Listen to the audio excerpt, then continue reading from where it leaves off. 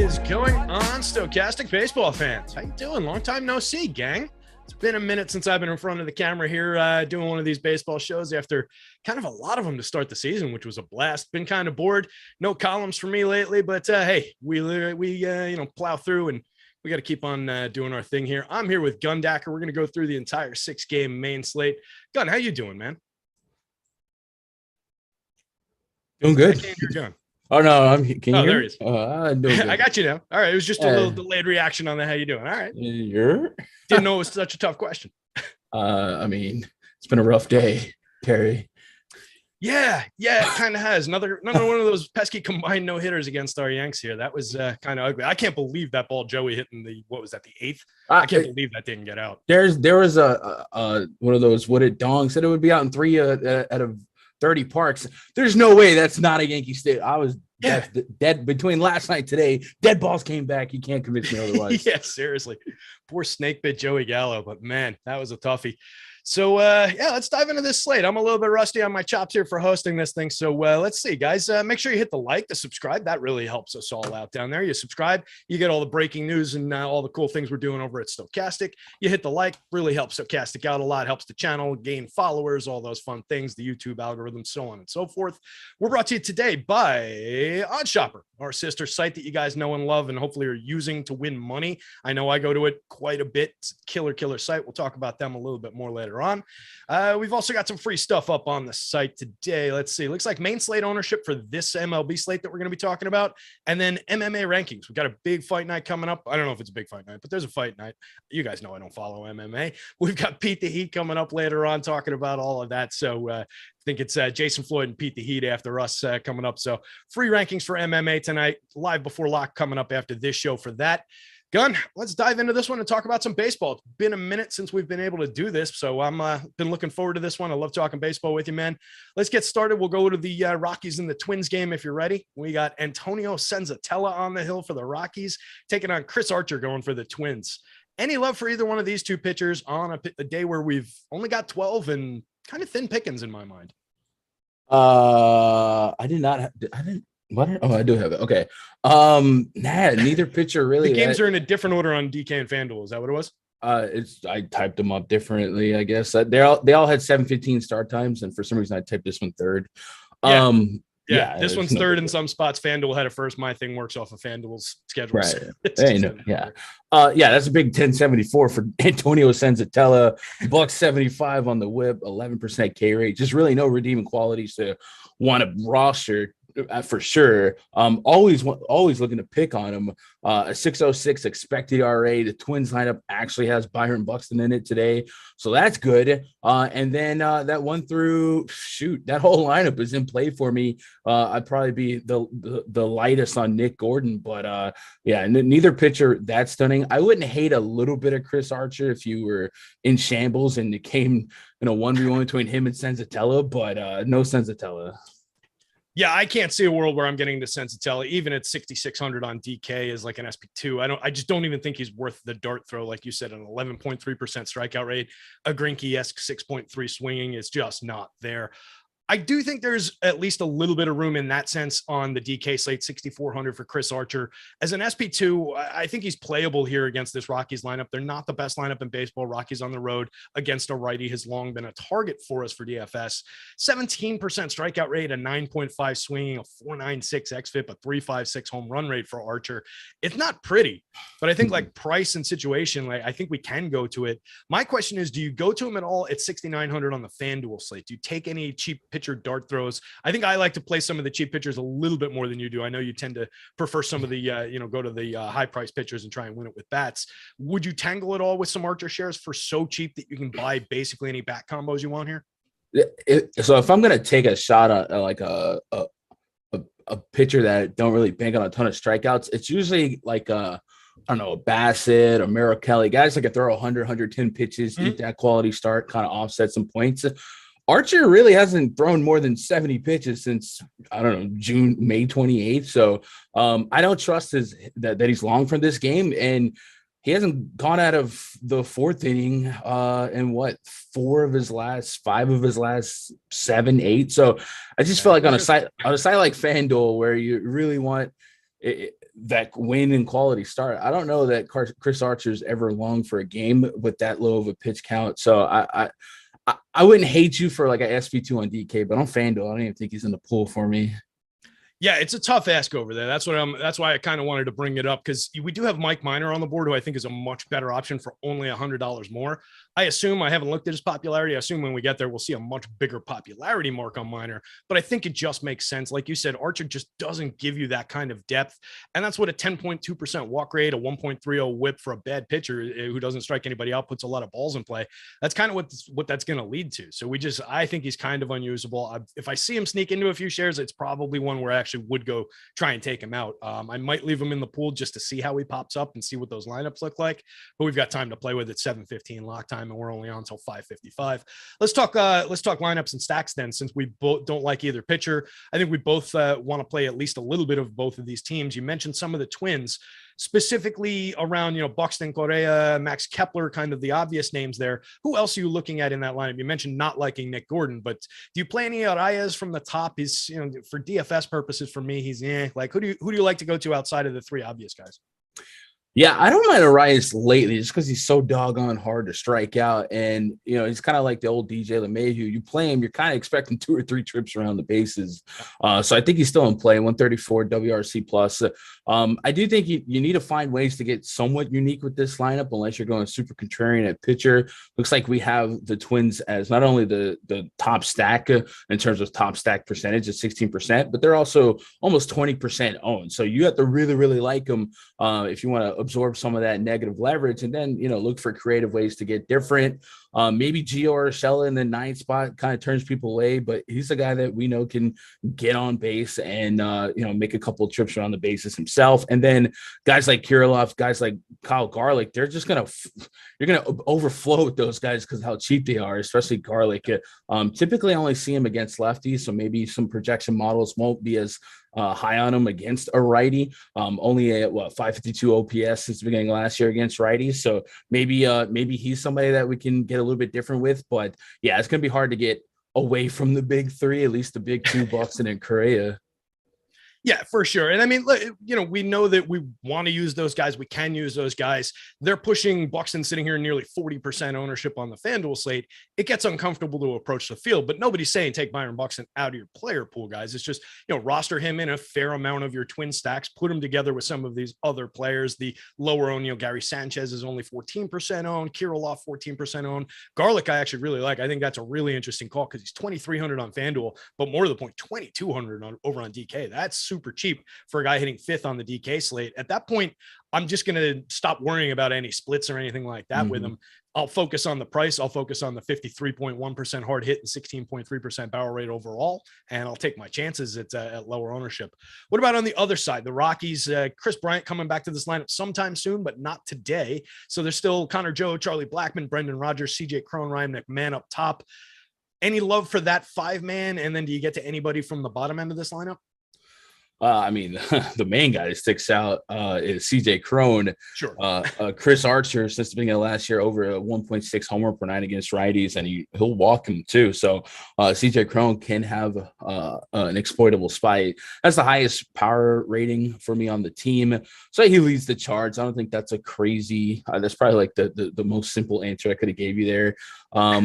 It's really, I want to lean on the righties a little bit, but I do feel like I'm overpaying in spots. Like 5,500 for Blackmon on the road seems a little egregious, especially considering on FanDuel he's 3,100. That's a $1,400 discrepancy. So you have to really believe in Blackmon at that price, because a couple $100 more gets you a guy like Buxton. But Cron kind of leads the charge for me, and then maybe a Randall Grichuk. We know he has some sneaky pop in the bottom of the order to kind of take advantage of Archer there. And then this Twins bullpen has also been one of the bullpens that are leaky against homers, and in Minnesota it's about 80 degrees, so it's not as hot as it has been, but still should be a positive park. And it looks like we might get the benefit of some wind to boost our lefty pull hitters. So maybe Ryan McMahon is cheap enough to take a shot on. I don't know. Blackman's a little rough, but I guess we're not breaking the bank on 10K pitchers today. We have no 10K pitchers, so maybe salary is a little bit more copious. Yeah, it seems like it's going to be easier to put together combinations of a lot of these hitters that we want with today's salaries. 9,900 the high for Logan Gilbert, Snell coming in 91 on DK, everybody else in the 8s and the 7s. So just one of those slates where I think we're going to get a little ugly on the mound and try and win it with bats. With Charlie Blackmon, before we move on to the next game, we'll focus on our time. I think we've got plenty to stretch out, only 6 games. But with Charlie Blackmon, do you believe, without factoring in the price, 5,500, he's just having a kind of a nice year, 262, 314, 453, 191 ISO, 11 homers. He hadn't been nearly the Charlie Blackmon of old over the last couple of seasons. Do you believe in the power at least? Do you think that he's real, or is this kind of a blip? I don't really have a reason not to not to believe. And I know a lot of times we look at these course hitters and we, out of any home road park, we like to split them up. Well, on the road against righties, he still has given us 4 homers, and that's actually 2 shy of what he's done at home, and it's in 20 less at bat. So he's really on par to be pretty similar hitter on the road in terms of power than he is at home. So if you are ready to write him off because of the price tag, maybe we're being a little too bullish on that, and maybe 5 or 6 at bats are coming his way. And like I said, there's a good environment for these lefty pull swingers, and he's one of the harder strikeouts in this lineup. Yeah, for sure. That's what you really like with Charlie Blackmon, 16.7% strikeout rate. And like you said, he's cheap over on FanDuel, and then you're just kind of rolling the dice on a good hitter at a high price on DK. The reason I asked about the power and whether you thought it was real, only a 31.8% hard hit with those home runs, only a 6.1% barrel. So just looks like he's found a couple dingers where he got the stroke right. And then for the overall, he hasn't really been. Maybe that just means he would have hit more home runs had he been, getting that stroke. Ryan McMahon, you mentioned 43.5% hard hit, 10% barrel. I do like maybe targeting his power there. Also very cheap on FanDuel, 2,900, 3,000 over on DK. So another cheap lefty in that lineup I like getting to. Anything else to say about this game before we move on? No, I'm more offense than defense here. Yeah, same. All right, let's hop over to this next one. I think we do have at least one pitcher in this next one. I'm going to the Dodgers and the Braves game next. So we've got Mitch White going for the Dodgers. We've got Max Fried on the hill for the Braves. Dodgers coming in with a 3.9 in implied total. Braves at a 4.6, 4.7, depending on if you want to round that up. So talk to me about Mitch White. Are you getting any Mitch White for super cheap? 6,100 on DK, 58 on FanDuel. Man, 4.27 expected ERA, does have a 1.4 K rate so far. That's similar to what he's presented last year. I think he's on paper feels like a better option than Senzatella and Archer. And I think what we're seeing with the Braves here is this is the ultimate risk reward spot over the course of the last couple of weeks. They're a scary offense, but they also strike out quite a bit. Julio Urias was able to walk away with a ton of them. So I think this is a potential Gundacker spot for if you're looking for 60, 70 pitches and you don't want Archer, maybe Mitch White's your guy. And this would probably just be SP2 only on DraftKings. You rarely are going to see the Dodgers as an underdog throughout the whole season. So that's maybe that's a testament to Max Fried because of these run totals, but I don't think it's crazy to get some Mitch White in the back end of a mass century player pool. But for me, strictly like SP2 DK, I don't really think I'd be that invested on FanDuel. What kind of shot do you give them to get, let's say, just the win bonus? Take the quality start off the table. Say the Dodgers get out to a couple run leads, taking without factoring in the teams, the offense, all of that. Just him going 5 innings to qualify for that win bonus. What do you think? I think there's a good chance. He's gotten there 2 games in a row. And I know 69 pitches nice was his last game, but he got up to 78 the game before. So I'm reasonably projected that he could be given 80 pitches if he's pitching a decent enough game. Yeah. That's what I've been wrestling with him throughout the course of the day. I had him projected, like my model wants to give him just under 5. If I nudge him up over 5, he becomes a little bit more usable, but I agree with you. I think the Braves have been and kind of are, again, just going to be the ultimate Gundacker spot all year long, where it's such a good offense, but they strike out so much that you can kind of play both sides when there's a good pitcher. I don't think I'll have much Mitch White at 5,800 on the FanDuel slate here. I don't know that there's enough on the bone for me there. I'll probably lean more toward the Braves side of that equation. What about Fried on the other side? Because he looks like he's pretty popular on both sites. 30+% ownership over on DK, about 15% on the FanDuel slate. 10-3 on FanDuel. I believe that makes him the most expensive FanDuel pitcher. Yeah, 10-3 on FanDuel. Gilbert second at 10-1 on FanDuel. Do you like Max Fried on both sides? Like is a tough word because he is up against the Dodgers. This is certainly, I think maybe strategy comes to play here. If you're going to be the highest owned pitcher on a slate or one of the highest projected against one of the best offenses in baseball, I mean, it's so weird to see the number 4 next to implied run total next to the Dodgers. So I think fundamentally, I like him as one of the most talented pitchers on the slate. I do think 8,600 is too cheap for who he is. Kind of feels like, Ohtani just is 8,500 every slate. Fried has significantly less, strikeout upside, but he's still like a heavy ground ball guy and will likely get you 5, 6, 7 innings. And in this case, he is implied for the win. So I think ownership aside, he looks like he's worth having exposure to. When we start bringing ownership in, we just double down on this being the Scumdacker game of the day, where we play all the ranges of outcomes. I also want to make maybe touch up on my Mitch White note. I was actually looking at pitch count I just assumed he hasn't pitched in the big league since the 7th. He went down and pitched in the minors for a couple games. In his last game, he went 6 innings, I believe. Yeah, he went 6 innings, and then the game before 5.2. So maybe there's a better chance at 5 innings, and maybe there's also a better chance at 90 pitches plus. I don't actually have a pitch count here, but I mean, he looks just fine down there, and we're getting 90. He becomes a little bit more interesting too. He really does. Yeah. That's all right. And at 5,800, I mean, to me, that's maybe worth taking a few shots across 150 just because of the bats I'll be able to put together with them when nobody else is really going there. So might be one to just keep in mind. If you're making a ton of lineups, maybe you consider it, but play around with the stacks, look for some of those low owned superstars that you can put into, the one-off spots, go to the highly projected, highly probable stacks that are on the board and see what you can put together. What about bats in this one? I agree with everything you said on Fried there. I think, begrudgingly kind of using him because of the opponent, but definitely think he's a talented pitcher, has the ability to suppress this offense, keep the power down, et cetera, et cetera. What about going to Dodger stacks here? You mentioned we'll talk about the Brave side of it in a sec. We know you're going there, but how much Dodgers are you going to have? It looks like they're fairly low owned for who they are on both sites outside of Trey Turner. Yeah, depending on your thoughts on the Dodgers, they look like one of the more lucrative stacks on the slate in terms of positive leverage. And, we got them a 9% chance of being a top stack at 4% ownership. It's the Dodgers. If you're going to get the Dodgers on any slate at 4%, you're in business. If you're going to get them on a 6-game slate, I'm in. So give me some Dodgers here. Like I said, I got a ton of respect for Max Fried, but sometimes great hitters be great pitching. And Trey Turner, Freeman, Will Smith, I mean, those dogs will hunt. I do think that this lineup sure falls off a cliff. No Mookie. And early too. Yeah. No Mookie is a problem, but I mean, that's still an opportunity at some great bats here. And you got to go up there and get them. 6K for Turner, 5.8 on Freeman, 5.6 on Will Smith, but 4% is a little too low to not, try and grab. I could probably get 10% on a 6-game slate. You can make that happen pretty easily. Yeah, I think it's easy enough to go to the 3 stars up toward the top there. And then Chris Taylor, like you said, it falls off. And like I said, it falls off very quickly with Chris Taylor hitting cleanup, Justin Turner hitting 5th.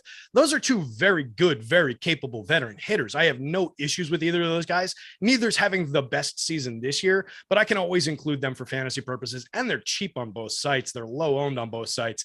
It really starts to dip around Trace Thompson, Hanser Alberto, Cody Bellinger, who, I still think there's MVP talent somewhere in that bat. I just don't know where it went. Austin Barnes at the bottom of the lineup. So, maybe you're getting a little sneaky with a Bellinger from the 8 spot, wrap them around. But yeah, the Thompson Alberto Barnes part of this lineup is difficult, but I think we got to go there just based on how cheap that high end is. It's easy to get to them on FanDuel, 3,900 for Trey Turner up at the top. He's popular, but who cares at that price? And then the entire bottom of the lineup from 4 down, everybody's well below the $3,000 mark on FanDuel. It's just too easy to put them together. What about the Braves on the Scumdacker side of things? Ton of ownership going to Acuna on both sides makes a lot of sense. Mid-teens looks like for the rest of the lineup here. Dansby Swanson, Matt Olson, kind of obvious up top. Austin Riley in the cleanup spot. What about the bottom half of this lineup? Who are you going to from the bottom half? Michael Harris, the second, is probably the guy I'm most inclined to get to. I feel like he's been delivering so far in his big league stint. He's a prospect. The Ozunas of the world still have that power maybe not as often and not as consistent. He doesn't do much else but hit homers. And then I guess Duvall's in the mix as well.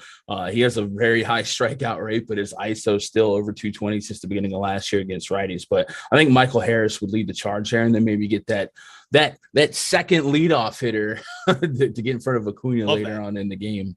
Yep. Yeah. That's as soon as he came up, and just that's a guy I've been targeting since he's been in that lineup. 98 plate appearances, 319, 347, 521 with a 202 ISO, 3 homers, 2 steals, bunch of runs created, 38% better than average creating runs for Harris. I love getting there. I'll take shots at Duvall down toward the bottom. I totally agree on Ozuna. He's basically just a home run hitter at this point in his career, but still 47.5% hard hit with a 13.9% barrel rate. Yes, please. You can sign me up for that for cheap for 5% ownership at 4,200 on DK, 6.8% at 3,000 on the FanDuel slate. I can definitely get there. So this is a team that just most days stacks 1 through 9 for me in various combinations. And I'm willing to do that here. And you can really offset a lot of the cost and the ownership of an Acuna, of a Dansby, of a Matt Olson with the bottom half of that lineup that is very good and underowned. So let's knock out a little piece of business here. I'm sure there's something I was supposed to read at some point. Like some free stuff, the MLB promo code. Okay, here we go. Stokastic, guys. Stokastic. There were people asking about the new name in the chat. We didn't get bought. We didn't get sold. Nothing like that changed. Just a name change, guys. So don't sweat it. Don't worry about it. All the tools that you like are still here. All the people that you like are still here for the most part.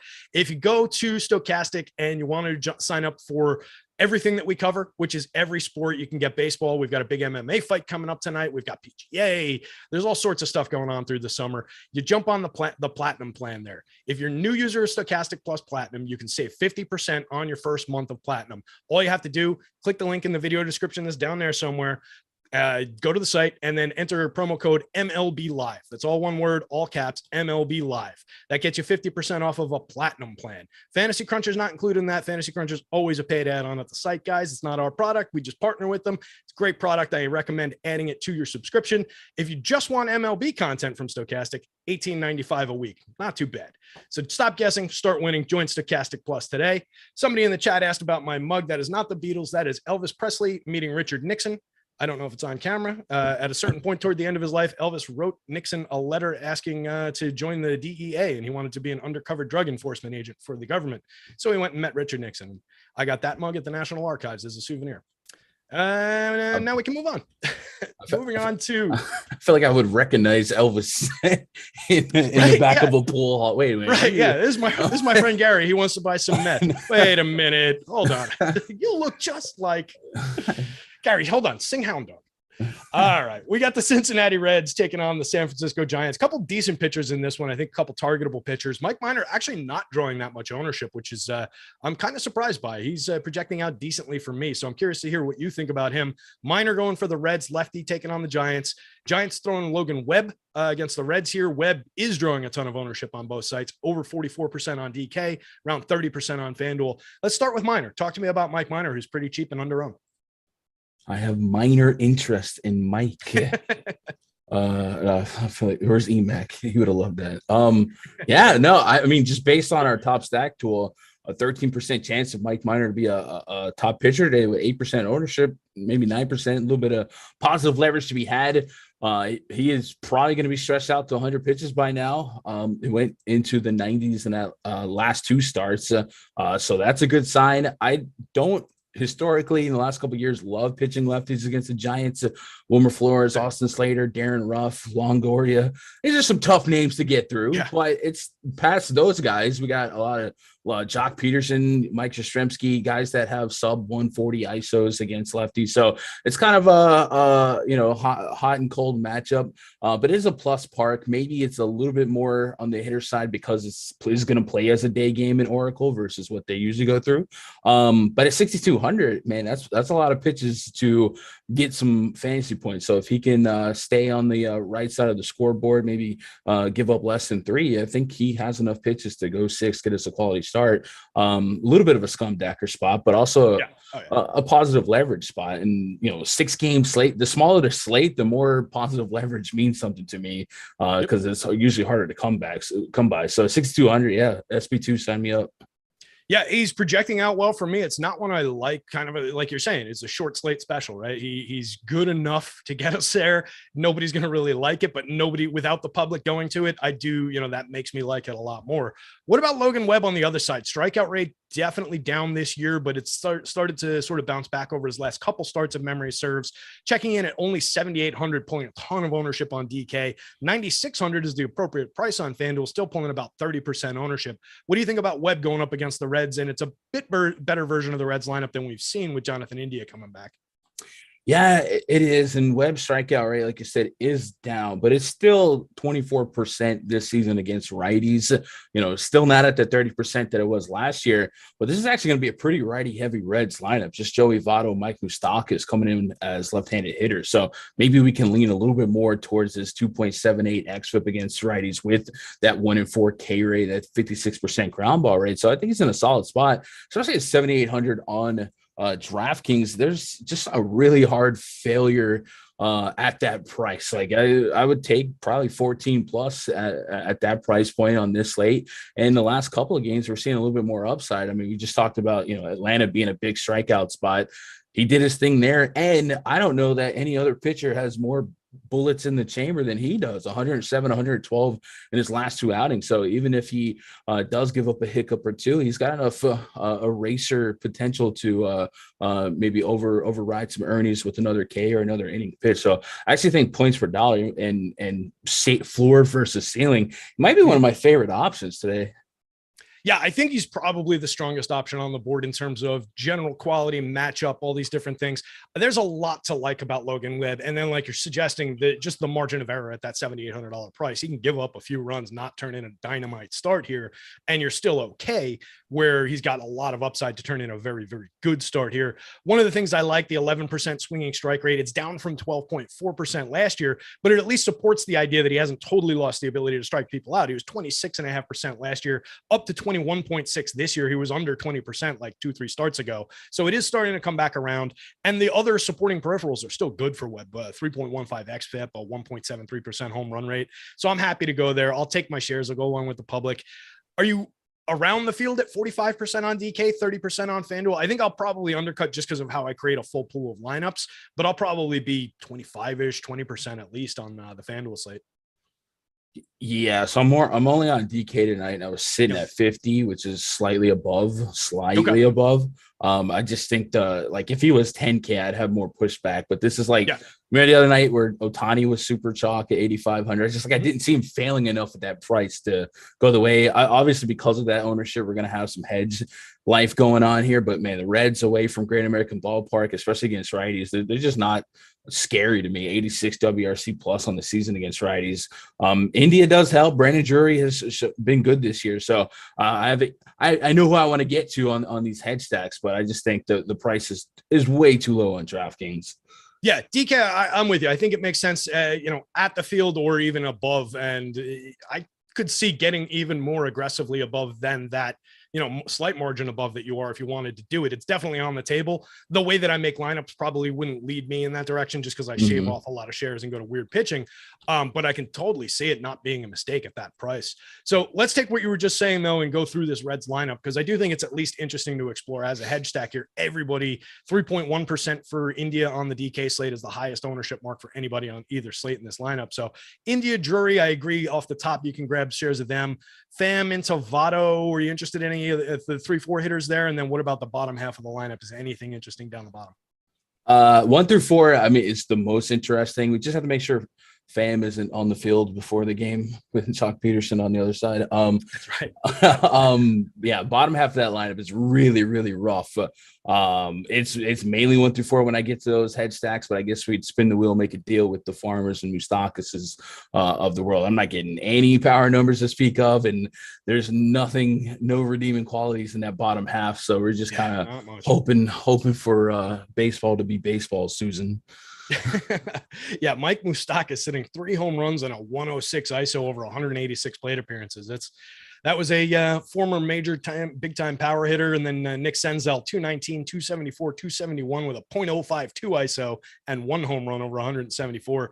That's a guy who never was. He was supposed to be the next big thing in Cincinnati and just never really got there. So not a lot to love in the bottom of the lineup. What about the Giants? You talked about, their platoon splits and the way that they match up hitters and everything. There are a couple lefties in there like Jock, like Yaz, but for the most part, I think we can target some of these righties. Who are you looking at specifically, and how are you, kind of ducking around the ownership? Yeah, so Slater, Flores, Ruff are the initial guys against any lefty that I'm interested. Longo started last night. You can still go Longo Dongo.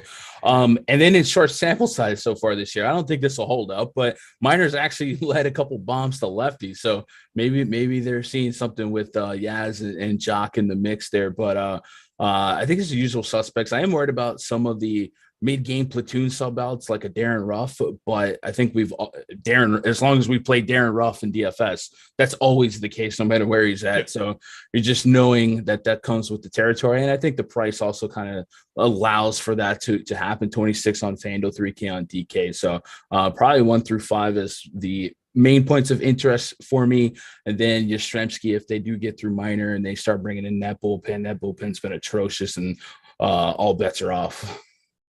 Any love for the 7-hitter, Thairo Estrada, 3,500 on DK, 7.6% owned, second and shortstop eligibility, 3,000 second base only on FanDuel, only 4% owned.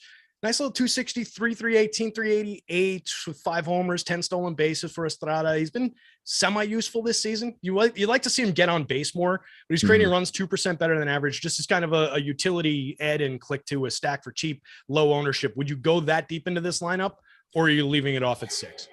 Yeah, former Yankee great. Give me upwards of 10. Yeah, I'd be more so leaning on for that stolen base potential. Yeah. But the shortstop pool, it's either you're paying up for the Turner, Swanson's, Correas. After that, it gets a little bit weird. So I think Estrada makes a lot of sense as a midway point that isn't a bad player, but you're not rostering him expecting the homer. Yeah, exactly. You're hoping for a couple base hits, some correlated scoring, maybe a stolen base. If you get the homer, that's just gravy on top for Estrada.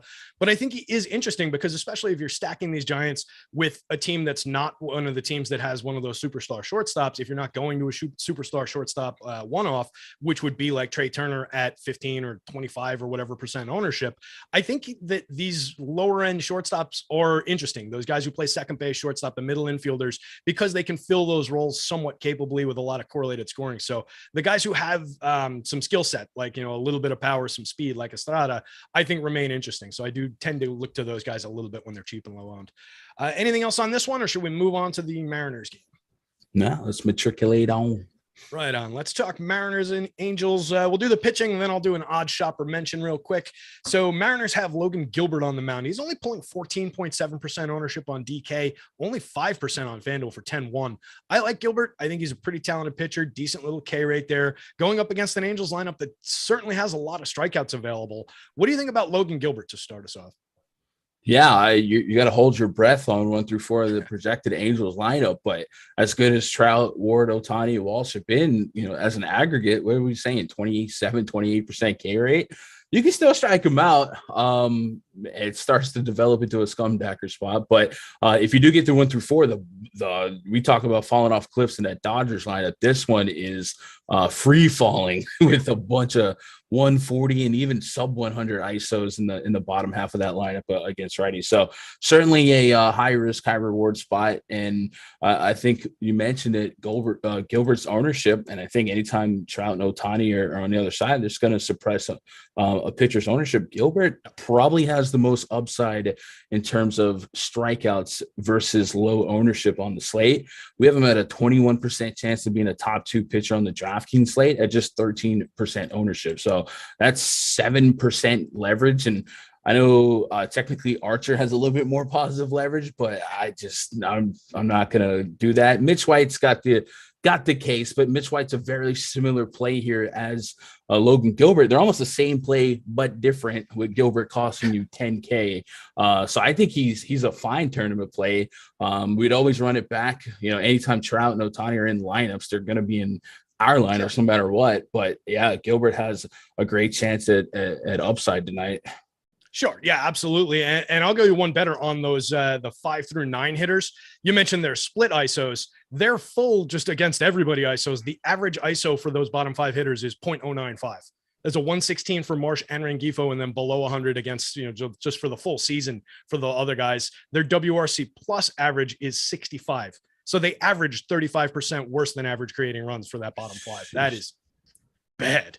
So I mean, it is all about the top 4 hitters there in that lineup. If he can get through those guys a couple times clean, strike out a couple of them, I really like his chances here. So I'll definitely be getting to Gilbert, probably well ahead of the field, and I'll take my chances. There are some warts, and it's kind of weird, like a 48.2% hard hit rate on a 15.1 degree average launch angle, but only a 5.9% barrel, only a 1.82% home run rate. So despite giving up a lot of premium contact, he's not doing it at quite the home run launch angle, and guys aren't being able to get the ball out of the yard. Similarly, a 2.28 ERA is sparkling. A 3.62 xFIP is very good, but it's betraying the 2.28 ERA. So he's kind of somewhere in between there, but I think there's enough there for strikeouts that I definitely want to be a part of it.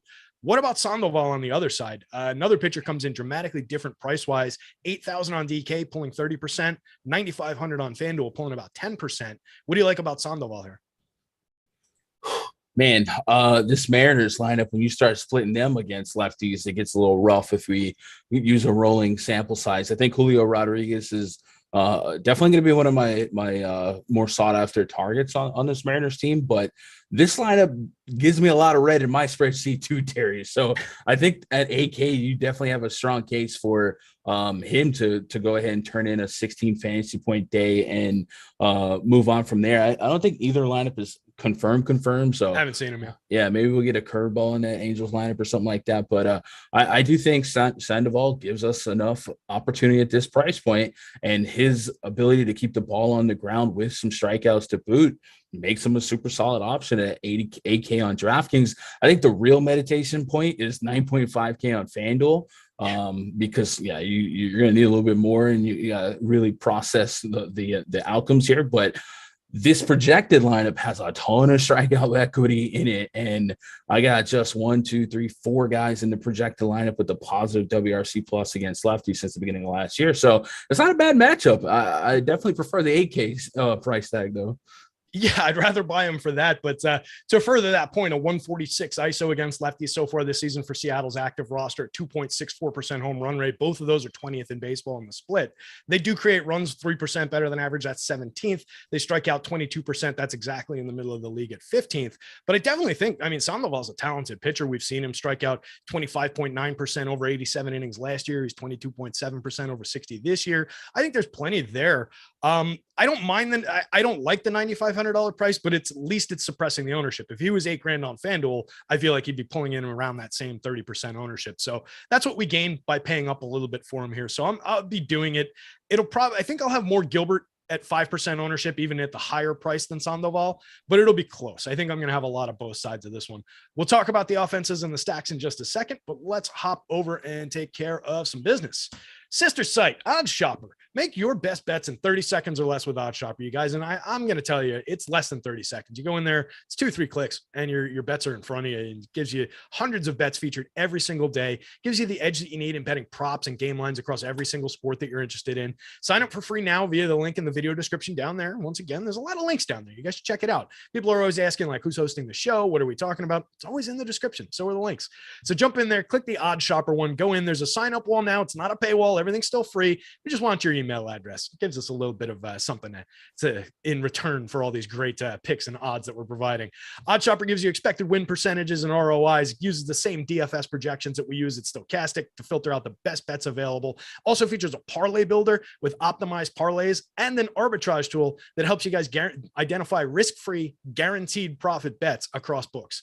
Not too bad, guys. So go check out Odd Shopper. It's a great site.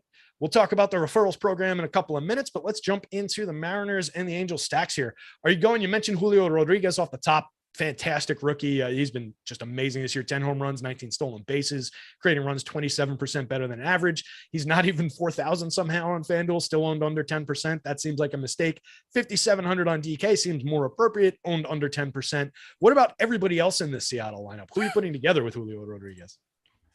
Man, I guess whoever's immediately behind him. Patrick Sandoval has a 12% walk rate in the last 2 years against righties. If you're gonna walk Julio in the leadoff spot, assuming he's in the leadoff spot, that could be a problem. And I can't wait for Julio to match up against Noah Syndergaard. Hopefully, that's gonna be a fun one. And then if Julio draws a walk, and he's pretty much implied in scoring position, so a little ribeye potential for potentially a Dylan Moore or a Eugenio Suarez, somebody like that. But yeah, probably be focused on who's behind him.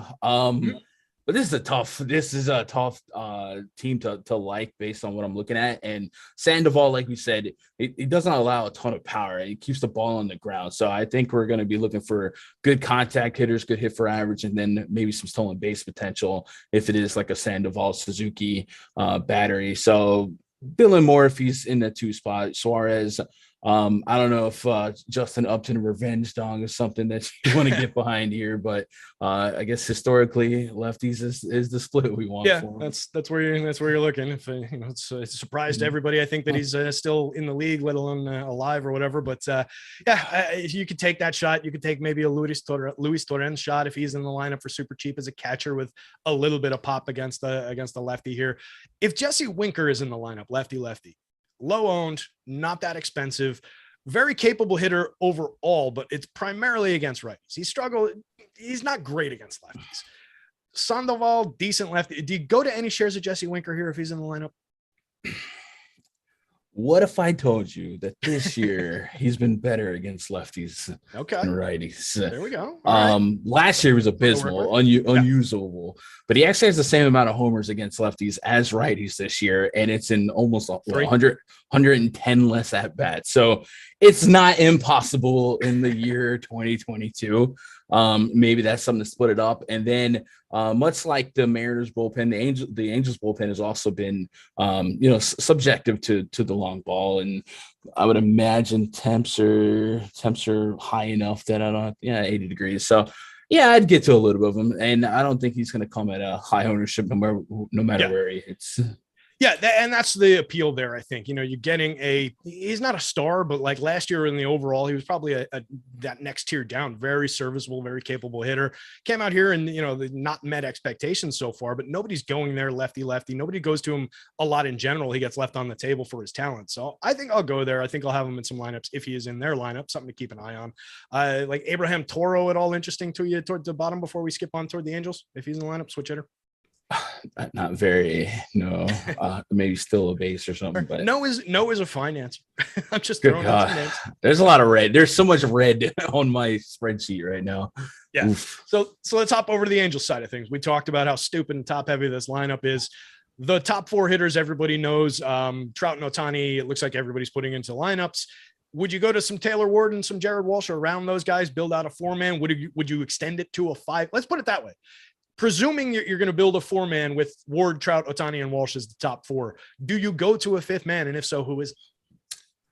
Because this is a 6-game slate, yes. But if this was a bigger slate, I'd probably be a little bit more inclined to get to 4. The answer would probably just like Julio, who's 5, who's 6. Grab some of those guys, and maybe the 9th spot, Tyler Wade sneaks on and steals a bag or something like that. But absolutely, the bulk of my interest is 1 through 4, the projected. Yeah, I think that makes a ton of sense there. Does it play better for you as a 3-man? And if so, are you lopping off Ward? Are you lopping off Walsh? Or do you take out one of the superstars and play the 2 lower-owned guys with the other superstar and then just mix and match how that combo works across lineups? I think if we had to pay up for pitching, it would be better as a 3-man just because Trout and Ohtani are like $12K combined on DK. Okay. But I don't really think I'm going to struggle with salary because I'm probably going to get a little stupid with Mitch White and yeah. So I don't feel like I have to. But Trout is, man, my God, Trout is breaking everything in my model for a home run tonight. Shocker. So I just have to honor that and get down with that. But it'll be 1 through 4 for the main. Maybe in some lineups where I want like 2 10K pitchers, I'll get to 3 instead of 4, but I don't feel like I'm that pinched for pennies. Yeah. I think there's plenty of money to spend. Like we said, there's just not all that much expensive pitching, and you can go to very cheap pitching where you need to. So not a difficult proposition tonight. Let's move on. Tigers against the Diamondbacks. Some ugly pitching in this one. Tigers throwing Alex Fado, 6,000 on DK, 7,500 on FanDuel. Nobody going there, under 2% owned on both sites. Zach Davies pulling a little bit of ownership, 6,900, nice on the DK slate, 13.2% owned, 8,200 on FanDuel, 4.7% owned, under a 20% strikeout rate, over a 4 xFIP. Do you like any Zach Davies? I assume you don't like any Alex Fado. You can correct that if I'm wrong, but do you like any Zach Davies here? Oh man, I no. But if I say a different no, nope, still don't like it. I man, it's so rough, man. We just watched we see some weird the Tigers are literally the worst team in baseball, right? So this is like, could Davies sneak a solid game? Maybe. And if the righties, I'm still waiting on their lineup. I'm expecting more platoon switchies and lefties than righties, but 4 of those guys will probably still at least be righties. And he does have a 26% K rate to righties and does keep the ball on the ground. So I don't think it's like impossible for Davies to serve a role as an SP2 on DK, but I don't like it. I don't like it. Yeah, that's about right. I think that's the feeling that I've ever had whenever I've rostered Zach Davies, and it's not all that frequent. I don't think I'm going to be going there at 82 on FanDuel. Maybe it trickles into a couple shares around the edges, but it's not going to be a focus for me by any means. Just because somebody in chat just did say that the slate is sleeping on Alex Fado. I disagree. 17.9% strikeout rate, a 4.68 xFIP, a 3.08% home run rate, 38.6% hard hit, 9.7% barrel rate, 10.6% swinging strike rate. If you want to connect to something positive, 26% CSW with that, though, that means he's not throwing very many called strikes. Is there any reason to believe that the slate is sleeping on Alex Fado here, former first-round pick, but years and years ago, and now 26 years old? They're 16th ranked, if you want to still call it 26-year-old a prospect. Yeah, I mean, if you're hoping his minor numbers translate to the majors at some point, maybe, but I don't think we're seeing that. Usually, it's a slow process anyway. And if I'm sleeping, I'm sleeping. There's just no redeeming qualities here. I guess the D-backs, in their own right, can strike out against righties, almost 24% of the time. But I don't know if he breaks the slate, he breaks the slate. Yeah, that's how I'm looking at it. It's do those weirdos who throw that 0.1% dart and might hit gold on this one. Could it happen? Sure, it could. But the slate is definitely not sleeping on this guy. I think he is kind of what he is. And just looking at some of those minor league numbers, there were some decent strikeout rates, but that's pitching as a 22 and a 23-year-old at A ball and double A. And it's a little bit, he was a little bit advanced, I would suspect, for where he was pitching. So I don't like it. I would probably lean in more toward the Diamondbacks bats if there was a gun to my head, but they're really popular on this slate. So are you going to Diamondbacks bats here? I mean, if we're that off of Fado, right? Like, we're going to have to make an A stand here. I do have some Diamondbacks exposure here. This lineup came out a little bit different than I was anticipating. I was thinking Dalton Varsho would lead off. They actually gave a Josh Rojas, so it's still a little bit of a wrinkle. So it's still easy to get to. I also believe that this Tigers bullpen, we're knocking on the door of July, and the bullpen has still been pretty above average in most metrics that I care to target. So maybe this game does average out here, and maybe we just cut off some of the more egregiously owned D-backs. But I think on a 6-game slate, it's hard to not stack almost everybody. And they're only, even though they are over-owned versus our top stack percentage, it's still just 14% out of 12 teams. Yeah, it makes some sense. What about on the Tigers side of things? Just getting to any of like the big prospect Riley Green, who's still cheap on both sites, coming up 25 plate appearances so far, 355 runs scored. Javi Baez, we all know and love, I think. Maybe some Spencer Torkelson. Do you go to any Tigers here? They're very cheap. They're not that popular going up against Zach Davies. Certainly not an overwhelming pitcher based on everything we were just saying about him. Yeah, I think the cheap answer is yes, I'm stacking everyone, Terry. And I guess the better question was like, hey, in 20 or less lineups, how often are you getting the Tigers? I think in that regard, it's very, very slim. Javi, if you're a game log watcher, Javi Baez is on one. So good sign for you Tigers fans. And we believe in Riley Green. Eventually it's ice, so it's not going to be 0, right? I actually had to change that in my model. I had to give him an ice up in my model to make it work. Come on, dude. One extra base hit, fella. Let's go. Right. And if the Tigers come out, switchy and lefty heavy, we can lean on Davies 11.5% K rate to lefties with a 5+ xFIP. So definitely exploitable numbers there. And then their bullpen has definitely been beatable for years now. So yeah, it's not a fun stack. It's the literal worst team in baseball when it comes to every metric. But on a 6-game slate, I think against the contact pitcher, we're never going to have to give up much to be over the field on Detroit. And I think we got him at 5% ownership with a 7% top stack percentage. So there's still positive leverage to be had. Yeah, playable bad team, I think could be their motto. Let's talk referral program real quick. Do you guys want to earn money by promoting Stokastic products? Join our new affiliate program and become a Stokastic partner and get paid every time someone makes a purchase using your personal link. Any new member that you refer will receive you'll receive 20% of that member's first 2 Stokastic payments. Refer your friends, share it on social media, or do whatever else you have to do to get people signed up. Go out there and take your promo code, write it down on a bunch of business cards, grab people by the collar on the streets and start harassing them, telling them to sign up. Whatever you have to do, you'll get 20% of a new member's first 2 payments guaranteed if it's done through your personal link. Not too bad.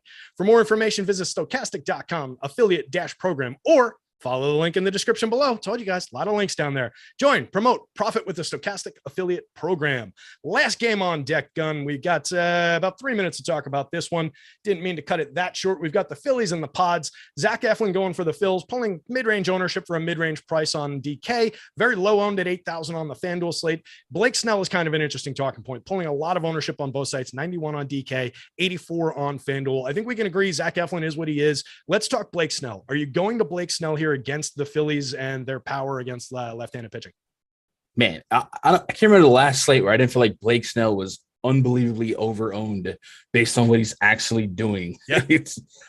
So I think on 6-game slate, I've been pretty conservative all stream, Terry, and I've been just kind of eating chalk and eating negative leverage. I think I might sit this one on Blake Snell and believe in the Hoskins, Castellanos, Realmutos of the world to give him some fits. 4.5 xFIP to righties. Yeah, you can strike out lefties, but the lefties they got are kind of scary as well. So I might use that as an undercard spot.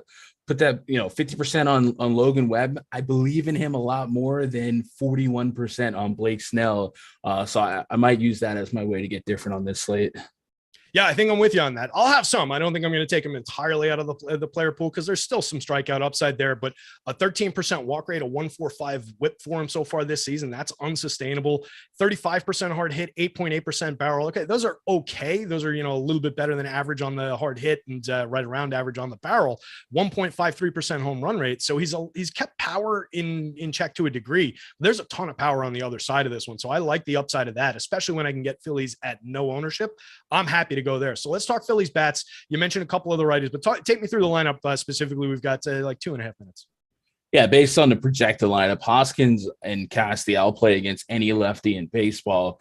And then, Harper's always in play. Schwarber, they even lead him off against lefties sometimes. Maybe they throw us a wrinkle and get a little different tonight.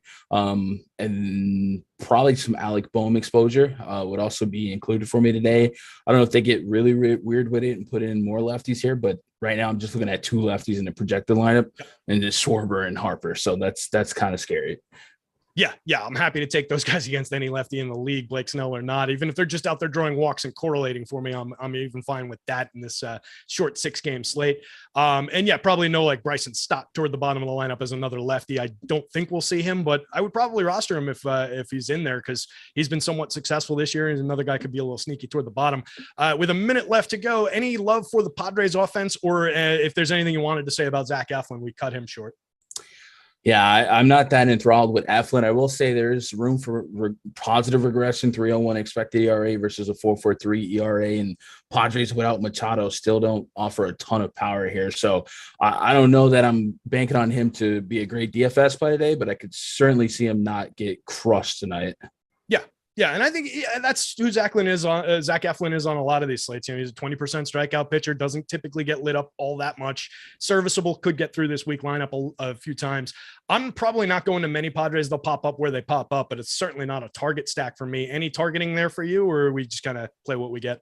Yeah, just where they fall, they fall. Yeah, I think so too.